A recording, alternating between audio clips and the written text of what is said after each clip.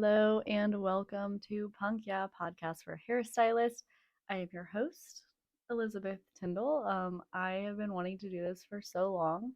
I've had this microphone for over a year, I think, or almost a year. And I don't know, something was holding me back. And I finally just said, you know what, I'm going to do it. So here we are. First, I want to just tell you what this podcast is going to be about because you want to know before I just start rambling. So, this is for hairstylists specifically, mainly because I want to talk about things in the hair business, like new techniques that are coming. We're going to be talking about the topic for today is going to be pretty funny. It's debunking hair myths. So, this one could actually, you could show your clients this as well. And I'm sure that they would be surprised and maybe not surprised by some of the things. And then, yeah, just talking about like business and just life behind the chair because there's so much more that goes on behind the chair than what people think. And it's just one of those things that if you haven't lived it, you can't really relate to it. So, this is for hairstylists. And yeah, so I want to start by telling you about me. I, well, hold on, my train of thought. I am so excited to do this. So I think that it's just like there's so many things I want to say at one time. So yeah, okay. So why I picked punk, yeah. I downloaded the AI Chat GPT. I was calling it GBT for the longest time, but Chat GPT. And I was looking for podcast names for months. I'd be like, give me a fun podcast name that I can use. And then it would give me some. And I was like, try again. I would just continuously type back to it, try again, another one. And none of them stuck. So then I saw the word punk and I was like, I want that in my name for my education, for my podcast. I was like, that would be so cool. And then I was like, I don't know what to put after it. So I'm sitting there just like I'm not doing anything. I'm literally just sitting there watching probably Madagascar with my kids or something. And I was like, punk, yeah, that's it. So that's how we came up with punk, yeah. It really is just because I like punk and yeah. So literally. But okay, about me. So I feel like I have had like such a strange wave through the beauty industry. So, whenever I first graduated high school, I did not think I ever wanted to do hair. That was never even a thought that crossed my mind, actually. Which I think is so funny because everyone I talk to, they're like, oh, I've been playing with hair since I was a little kid, or I used to cut my Barbie's hair. And, like, yeah, I did do that. I was never like, I'm cutting this because one day this is what I want to do. And like it was so random. So I went to school.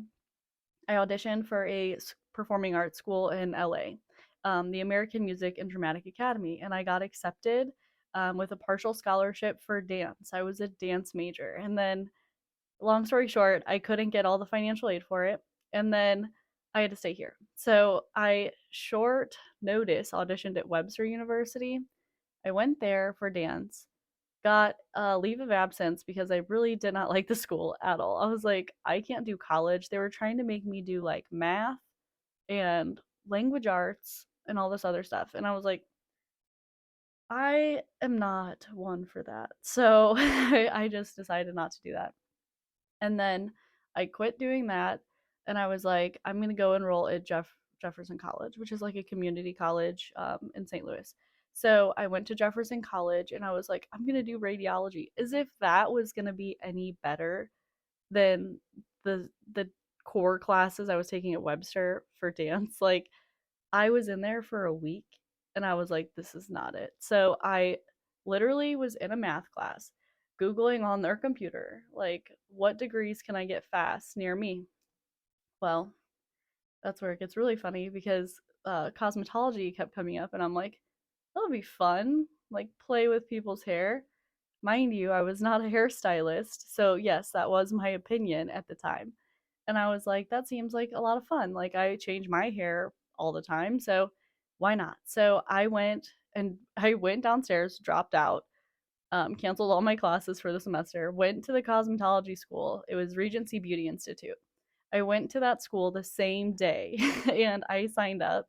And then I called my aunt and I was like, hey, I'm gonna go to cosmetology school. And she's like, oh, have you thought this through? Like, how long have you been thinking about this? And I was like, 3 hours. And she was like, okay, I think you should sit on it. And I was like, well, I already dropped out and enrolled. So that's where we're at. So I ended up going to cosmetology school. I loved it. I had an amazing instructor when I was at Regency. She like really helped me find like a passion for doing hair and for just helping people. I feel like helping people is why I do it. I love to see their face and their reaction at the end of the day. Like, you finish the service, you show them in the mirror and they're like, "Oh my god, I love it." And that's what I live for. Is like that feeling right there. So then there's a plot twist. So as if you thought, oh, that's not that crazy. Okay, so my school shut down a month before I was supposed to graduate. 1 month. And I was like, okay, so let me set the stage. I am a dance teacher at the time. I was part-time dance instructor and a manager at Fazoli's. Weird things. I love Fazoli's still to this day. But I was leaving my dance class. It was my first class I ever taught. I was like so pumped. I was like, I'm going to get to do this and do hair. It's going to be great. And then that's whenever it hits me. It's like I get a phone call, an automated phone call. Automated. They did not even have like the dignity to have someone reach out to us personally. Automated phone call. Hi, this is an automated message from Regency Beauty Institute. And I remember the date. That's how like distinct this memory is. And they said, as of September 28th, 2000, whatever year that it was, Regency Beauty Institute is permanently closed. You will have between, I think it was 9 a.m. and 12 p.m. on that Thursday and Friday. It was a Wednesday. They permanently shut down. And that Thursday and Friday, we had 2 days and 4 hours each day to clean out our lockers, or else they said it would be thrown out because they were clearing out the school. We showed up. I remember I was thinking, like, how did nobody tell us that this was going to happen? And like, oh my god, I'm like, it makes me so angry. But I am so happy it happened. Like, without that, I would have never settled. And what I mean, I don't mean settled. I mean like I would have never confirmed my love for hair. So I cleaned out my locker. They didn't tell any of the teachers that our school was shutting down. It was a whole thing. There was a lot of crying. I was on the news with the trash bags walking to my car. I have a screenshot of it. It's a very bad screenshot, but I have it, and I was on the news. And then I quit that, and I went to be a server at Hot Shots. So I was like, school didn't work out. That's not for me. I'm one of those people that's like, oh, everything happens for a reason. So at that moment, I was like, I'm not supposed to do hair. This is a sign. This is a huge red flag. Okay. So I went to work at Hot Shots, which is like a sports bar. It's very interesting. I feel like everyone in St. Louis has worked at Hot Shots at some point in their life. So it's definitely a memorable place. And then I signed up for online classes because I was like, I have a lot of mental health like very close to me. So I was like, I want to do something helping people in mental health, I think. So I ended up going back to school for a short period of time online to do, I was majoring in psychology with a minor in professional writing. And I love writing and I love science and all of that. But again, classes just don't work for me. I cannot sit there with a book and a laptop and you're like, just follow along and take this quiz because that's just not how I operate. Um, so yeah, that was another really interesting thing. But like, I just had to quit. So I quit. I worked at a hospital in behavioral health, and I could go through all of my jobs that I've had as well to find out that this is the job I want, but that's like a whole nother issue. So I ended up leaving and then I started in sales and I wasn't going to school. I was like, I'm not going to go to school. I'm just going to find a job that anyone can have and just work their way up.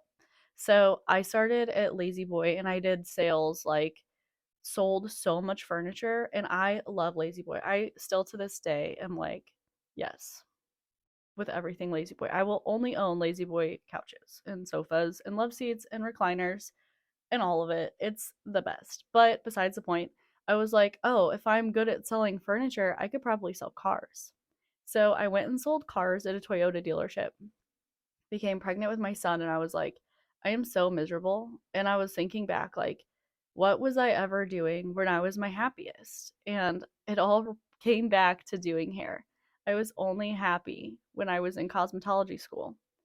And that's whenever I realized, like, it wasn't a sign for me to quit.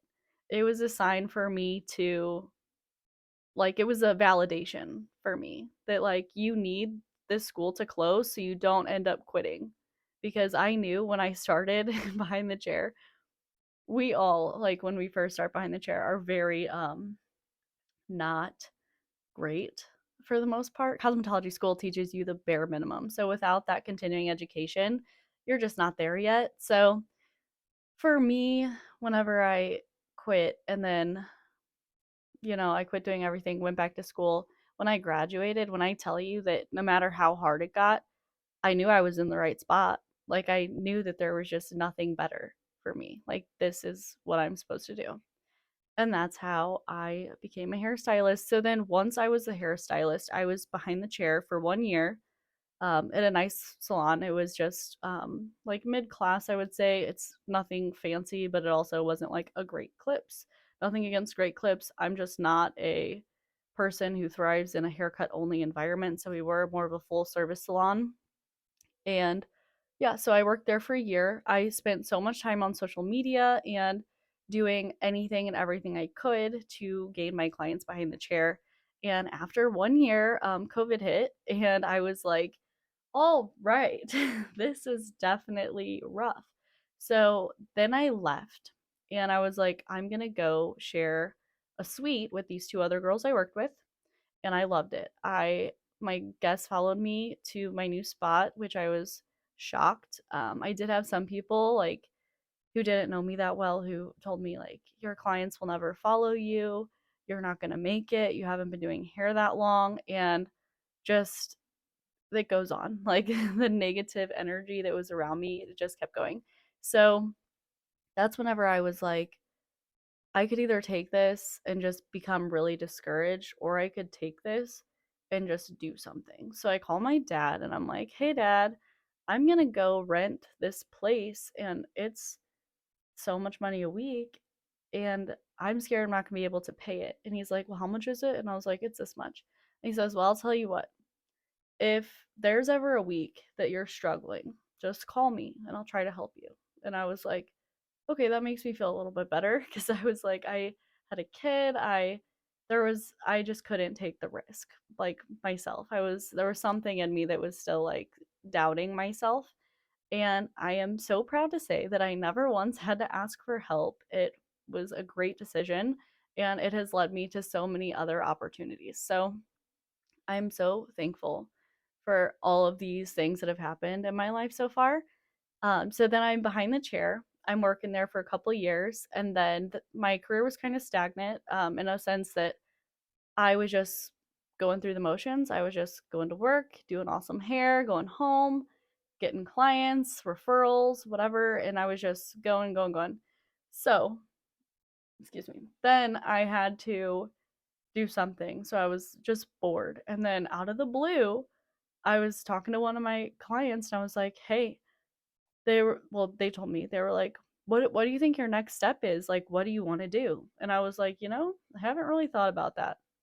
And I was like really into fashion. I am really into fashion. Like, that's just what I love. So I told them, I was like, I think I want to do hair for like models one day. And like they said, "Oh, like Fashion Week." And I'm like, that would be so cool. Like, I idolize New York Fashion Week. I absolutely loved it. And a month later, I got a message from one of the girls I went to school with. She knew someone looking for people on her team. And she's like, you would probably be able to do that if you wanted to. And I took the risk and signed up with for like a stranger's team. And I'm like, I hope this is real because it's scary to go to New York by yourself and not know if everything is real. And I got to work on a team for New York Fashion Week, which was so awesome. The energy was great. The models were very nice for the most part. And yeah, it was a great experience just to be able to do that. And then fast forward, I ended up being the lead the following season. So that would be in February. I was the lead for New York Fashion Week for one production company's hair team, not like the entire Fashion Week, but I got to lead a team of hairstylists through New York Fashion Week, which was very awesome for me because it kind of validated the sense that I love to help others and to inspire them and get them ready to do more things, like to be more creative and really tap into that creative side that they have. So, anyways, I did that. And at the same time, I had sent in an application to Kenra to be a brand educator. And I did that in like November. So by this time, I think that I was like, oh, well, that's kind of out the window. Like they never said anything. So I was just kind of excited to be the lead at Fashion Week. Well, the week before I leave for Fashion Week, I get a message like, hey, we'd love to interview. And then I was going through the interview process during Fashion Week and all of that. And after an extensive interview process, I got the job with Kenra as a brand educator. So now I get to do that. And teaching my first class was very daunting and scary. I was literally freaking out. I have such a fear of public speaking, but I danced and like I can be in front of people and not be nervous at all. But once I'm up there and like you want me to talk in front of them, it's so weird. I just get so shaky and out of breath.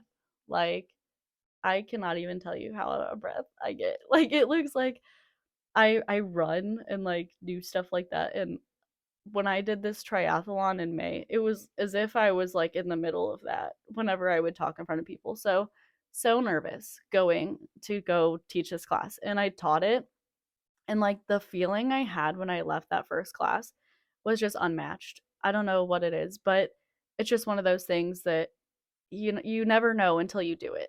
And I think that because I'm talking about something I'm so passionate about and that I love, I'm not nervous. So that's just an awesome thing. But yeah, so I get to be an educator still with Kenra. And yeah, so that's where I'm at the moment. I've had this on the back burner, like of doing tutorials and podcasts for about a year. And there was always something in my head like, nobody's gonna watch it, or people are gonna be like, hey, that's bad, just that kind of thing. But thinking back, I think about when I made the leap to even like switch from a commission salon to a renter position so soon. I'd like that was my 10-year goal, and everyone was like, you're not gonna make it, you're gonna fail. And I didn't. So I think that this is the same kind of thing, and that's pretty much me in the beauty industry and how I have ended up here in front of you. So that brings me to the official podcast after almost 20 minutes of me talking. Hopefully, I get that under control at some point, but I feel like I just had to get that out there. And this is the very first one, so I won't talk about that again in that much detail. So, we're going to go ahead and talk about the topic, and I'm going to debunk some hair myths. So, hair myths always intrigue me because I'm like, who came up with that? Who said that? And why are people so adamant that that is true? And I know that this first one I have, you all are going to be like, yeah, that's if you're a hairstylist, you're gonna get it's 100% not true. But if you're not a hairstylist and you are watching this for some reason, then or listening, I should say, you're gonna be like, oh, I thought that was true for sure. Okay, so number one is shaving makes your hair grow back thicker and darker. Is this true or false? Definitely false. I don't know who came up with this hair thing, but like whenever you, it's not like you're putting fertilizer on your head when you're shaving it or anything like that. But there is a slight science behind it. So your hair is not going to grow back darker unless like the melanin changes, if that makes sense, because your hair produces melanin naturally. So yeah, if you have a hormone change and like your melanin changes, then yeah, your hair might be darker when it comes back, but that is not because you shaved it. And it looks thicker because shaving, like you have to think about it. Whenever you shave it, you're just cutting it off in a blunt line, right? It's like if you had little hairs on here, you cut it, it's now really flat. So when that grows out, that blunt line is going to make it appear thicker.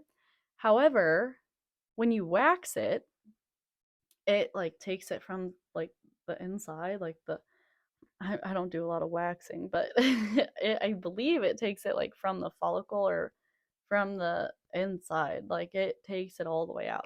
So that's why it's going to grow in more tapered because it has to like regrow that way. But yeah, shaving, it makes it more blunt. So that's why it's going to seem darker or not darker, thicker, but it should not come back darker. That is, and it's not miracle grow. So you're not, it's not like you're cutting your grass with like the thing of seed behind it or something like that. So, number two, cutting your hair will make it grow faster. True or false? This is also false. Cutting your hair will not speed up the rate at which it comes out of your head. I want to clear that up because all the time I hear people say, well, if I cut it, it'll grow faster. And that's not true. If you trim it or cut it, it's going to eliminate the split ends on your hair, meaning that you can have fullness on the ends of your hair without it continuously breaking up your hair shaft, which is in turn going to make your hair grow better because it's going to be fuller and thicker, and you're not going to have to cut off a ton the next time you go to get a haircut. But it's not going to increase the rate at which it is coming out of your head. Number three, brushing your hair regularly will make your hair grow faster. True or false? This one is both. So if you brush your scalp like 2 times a day, you can increase circulation and assist in hair growth. It's not a for sure thing, that's just kind of something that can happen with scalp stimulation. Um, but if you brush your hair too many times in a day, like let's say you brush your hair 40 times a day, that you're risking increasing, like you're going to damage your hair because over brushing can cause more breakage, it can cause over shedding, and you just don't want to brush your hair that frequently.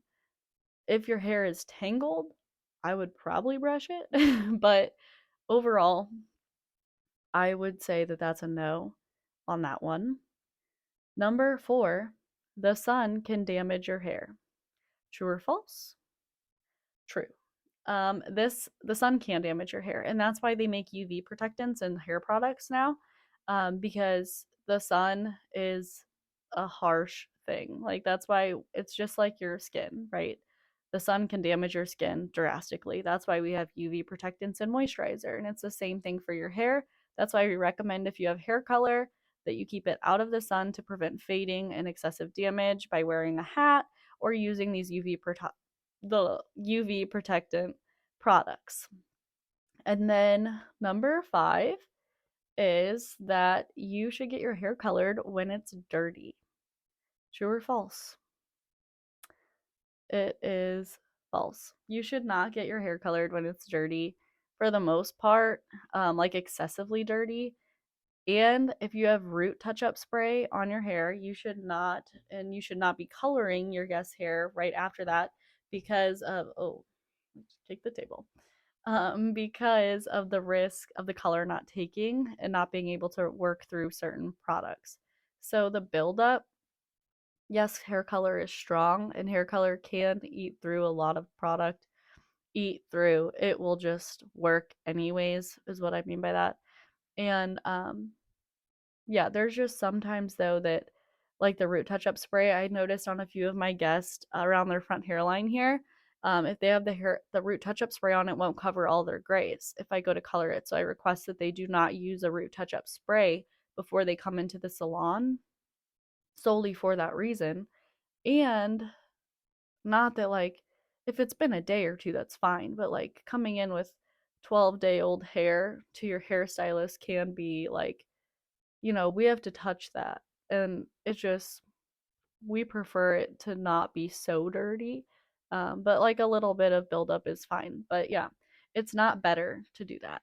And if you're getting your hair done for a bridal event or you have brides coming to see you, I would always tell them that you can always make their hair more textured and like more dirty feeling. It was how they would say it. But you can always add more texture, but you can never remove it. So if they have hair that's just like not wanting to work with you, it's limp or it's has too much stuff on it, and it's just not, it's going to look more frizzy and it's not going to look right for their day. So I would always advise them to clean it the day before. That way you have a really good canvas and that you're setting yourself up for success. Number 6 is that purple shampoo will lighten your hair. I know we've all heard this, and our clients will say this all the time, and it cannot actually lighten your hair. It is not a hair color, it is simply a violet based shampoo, and that is only going to neutralize yellow, the faintest of yellow, too. So you cannot give your level 6 guest this purple shampoo and be like, oh, it will get rid of all of the yellow in your hair, because it probably will not. And if it does, that's wild because I've never seen that happen. But yeah, purple shampoo will not actually lighten your hair. And that's something that we need to make sure that we're translating to our guests, because I know sometimes they're like, oh, I just use this and then it will be the color I want. But in reality, they need to be leaving the salon with the color that they want and then using that as a maintenance tool instead of a I have to use this or I don't like my hair kind of tool. So, yeah, that one is false. And then we have number 7. And this is kind of interesting, I think. I don't know when this became a thing, but it's hairstylists hate when you bring in photos. And for me, that is false. I love it. I love photos. I feel like I do not know what they're telling me unless I see a photo because our translations of things are so different. So, caramel, for example.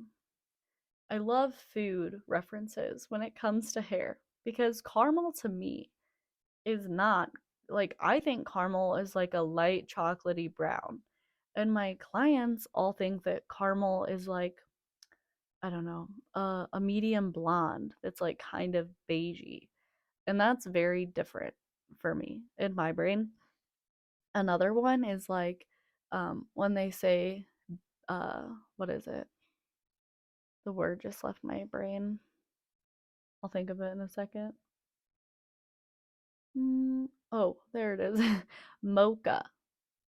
Like, mocha to me is a very rich brown that has like, it's deep. It's like pretty dark. But a lot of my guests will be like, "Oh, I want mocha," and it's this reddish brown, like more of a red than a brown, and I don't think that that's mocha. And auburn is another one that's very controversial. So I love a hair photo because photos help me decide what I need to tell them is going to work from that photo and what is not going to work, because they have to understand too that this is an inspiration. This is not going to be, let me take that hair and paste it on your head. Sometimes it works like that, but not all the time. So it's just really important to make sure that your guests know that you like photos. Because, yeah, I love photos. And that was like, I was doing a bunch of searching for these different myths that are like most common. And yeah, I think that we need to normalize bringing photos and using photos behind the chair because that's going to make just such a difference for us with our guests. And that is all of the hair myths that I wanted to discuss today. And yeah, that was everything that I had looked up. The others were all weird, and I did not want to talk about putting mayonnaise and egg in your hair because that's gross, and I would never do that. So I didn't feel like I should talk about it. I have no experience to gauge that off of. And I don't think any hairstylists are offering egg and mayonnaise treatments in the salon. So yeah, this was the very first podcast episode. I feel so great right now that I am starting this and getting to do this. So, I do have some exciting things coming up. I have two guests set up for episodes. Next week will be me again. And then the two after that, I believe I will have guests on the podcast as well. So, you will get to have some different perspectives and some really fun topics. And if there's ever a topic that you want to know more about or that you would love, just let me know. Send me a message. I am on Instagram at elizabeth.tyndall.salon. And I also made a separate Instagram for the podcast and my YouTube education separately. It's at Punk Yeah Official because Punk Yeah. um, and the last thing is that I released a YouTube tutorial on how to beach wave hair.